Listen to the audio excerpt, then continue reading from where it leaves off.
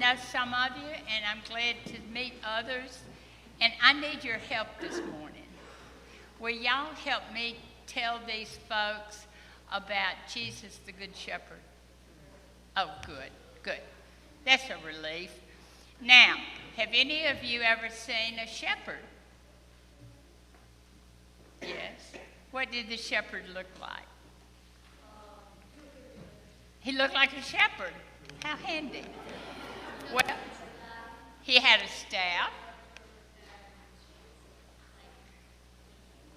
He had a shepherd's crook. Why do you think they had a shepherd's crook? What do you think he would do with that? To herd the sheep.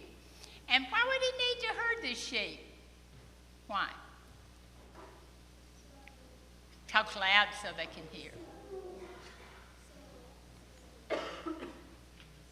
When they run away. So they don't run away. But you know, sheep are a little bit like people. And they wander off here and there in search of new or different things. How many of you have ever seen sheep? Oh yeah, you've seen sheep. Have you ever gotten close to sheep? Yeah. What'd you think of them? What'd you think of them? They're really cute. What else? Big and fluffy and cute. You thought their wool was soft? They're softer. What else about sheep? They're big and woolly and cute. And they're not really that smart. That's right. What else? And sometimes they're stinky. So sheep are cute and woolly and sometimes not that smart and sometimes stinky. You know, today, Jesus says he's the shepherd and we are the sheep. So do you think sometimes we can be sort of fluffy or big or little or sometimes kind of smelly and sometimes not that smart?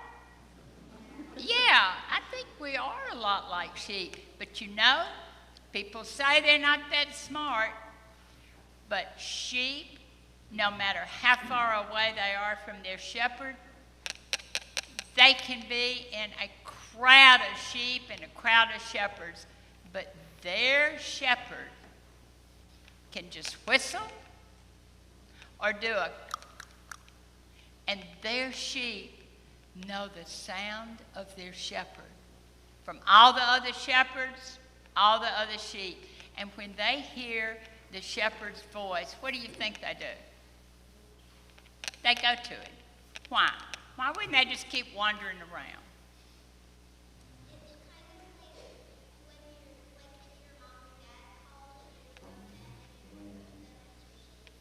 You go to them because they're safe. Exactly.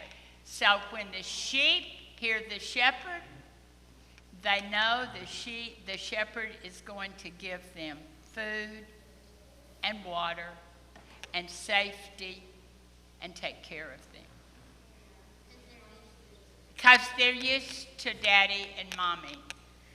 And today, Jesus tells us he is our good shepherd.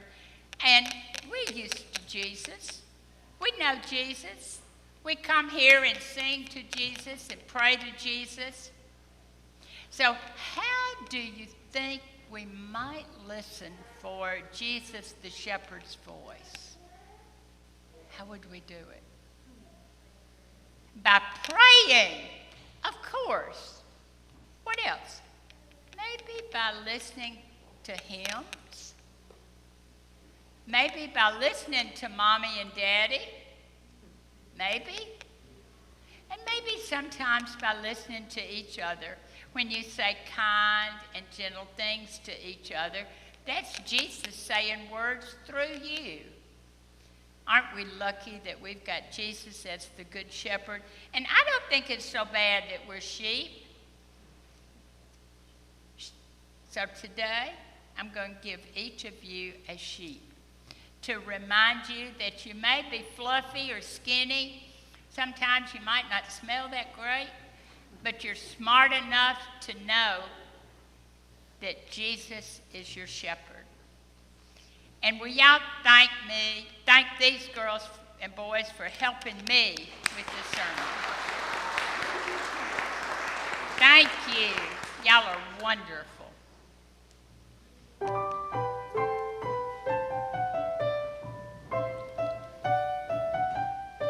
Thank you.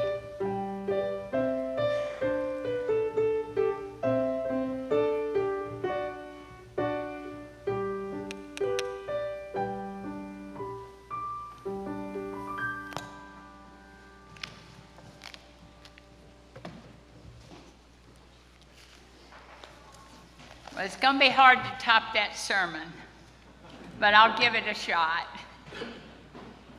It's so good to be at St. Thomas among friends, among people I trust.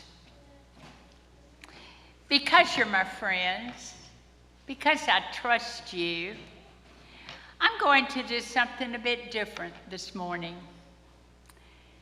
I'm going to share a story with you that some of you may have heard before. A story that I shared when I was the interim rector at St. Thomas. Now today, I'm not sharing this story again because I was bored or lazy or just not in the mood to write another sermon. I'm sharing my story with you today because Psalm 23 is a most important part of my daily life. There is not one day or one night that goes by that I don't recite a portion or the entire Psalm 23. Psalm 23 is a lifeline for me. A lifeline. And so I share my story with you today. When I was in the 2nd grade at 10th Street School in Gadsden, Alabama, each student had to memorize Psalm 23. King James Version, of course.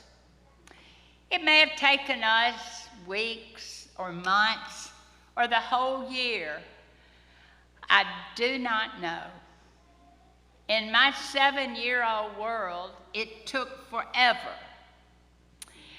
For the life of me, I could not imagine a time when I would voluntarily spit out words like restoreth, leadeth, anointest.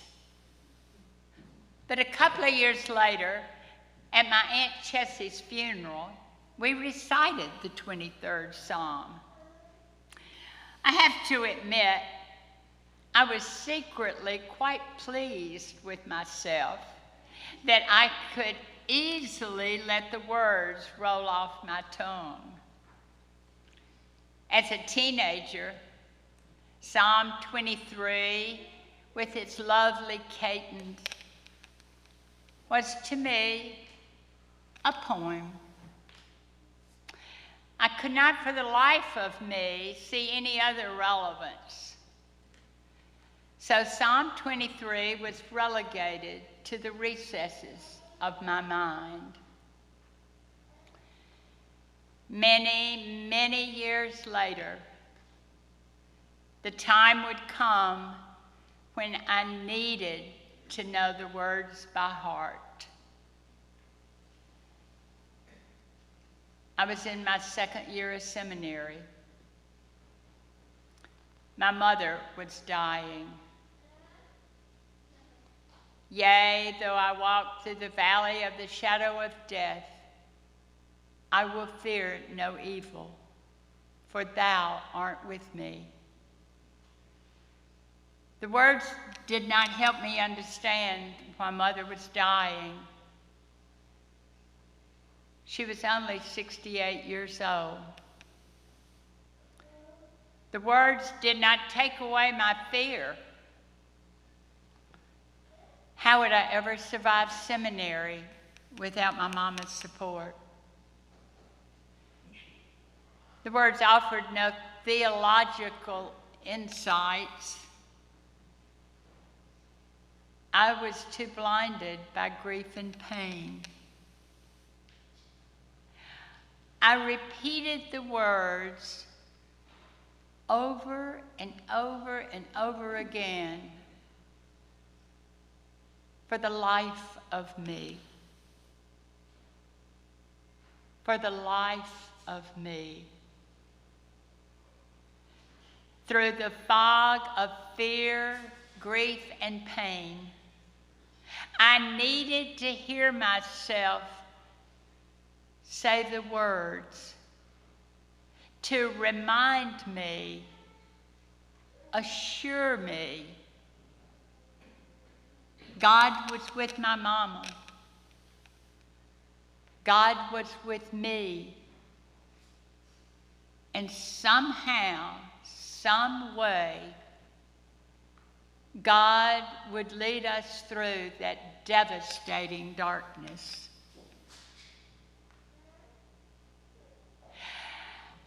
Harold Kushner, Rabbi Harold Kushner, the author of When Bad Things Happen to Good People, explains that the psalmist, when the psalmist says the words about evil, the psalmist does not mean that evil only happens to people who deserve it.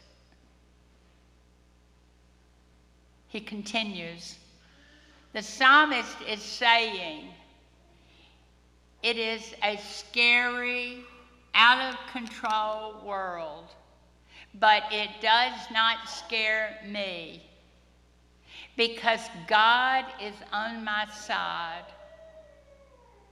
not on the side of the illness or the accident or the terrible thing that happened. And that is enough to give me confidence. Kushner says Psalm 23 is the answer to the question, how do you live in a dangerous, unpredictable, frightening world? Kushner says people get stuck in the valley of the shadow, and they do not know how to find their way out.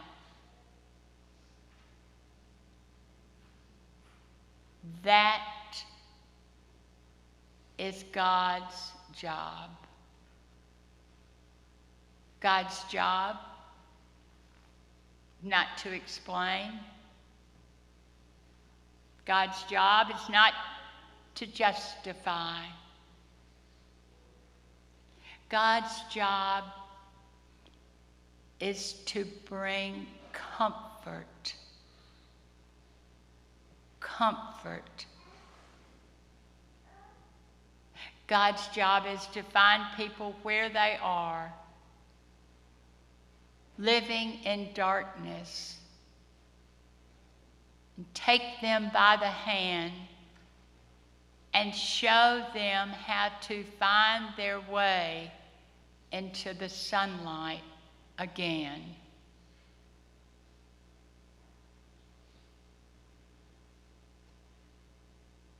Psalm 23 begins,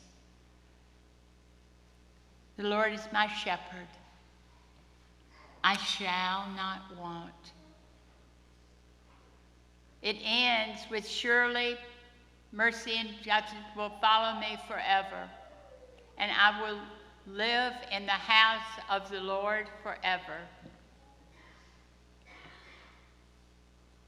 You and I can never be in a place where God is absent. Never. Never. So when you find yourself in the valley of the shadow, no matter how low, how deep, how dark it is, God is present with you. God is with you to take your hand and show you how to find your way into the sunlight again. What else could you ever possibly want or desire? Looking back, my teacher, Mrs. Bell, how wise she was. She said, learn Psalm 23. Know it by heart. Be able to recite it at a moment's notice. This morning, we sang the words to Psalm 23. Lovely words. The version was Revised Standard Version of Psalm 23. This morning, I want you to take your red book of Common Prayer and turn to page 476 at the bottom of the page. Psalm 23, King James Version. Let us say it together. The Lord is my shepherd, I shall not want. He maketh me to lie down in green pastures. He leadeth me beside the still waters. He restoreth my soul. He leadeth me in paths of righteousness for his name's sake. Yea, though I walk through the valley of the shadow of death, I will fear no evil, for thou art with me. Thy rod and thy staff, they comfort me. Thou preparest a table before me in presence of mine enemies. Thou anointest my head with oil. My cup runneth over. Surely goodness and mercy shall follow me all the days of my life, and I will dwell in the house of the Lord forever. Psalm 23. The answer to the question, how do you live in a dangerous, unpredictable, frightening world? Psalm 23. Learn it. Learn the words. Know it by heart. Be able to recite it at a moment's notice.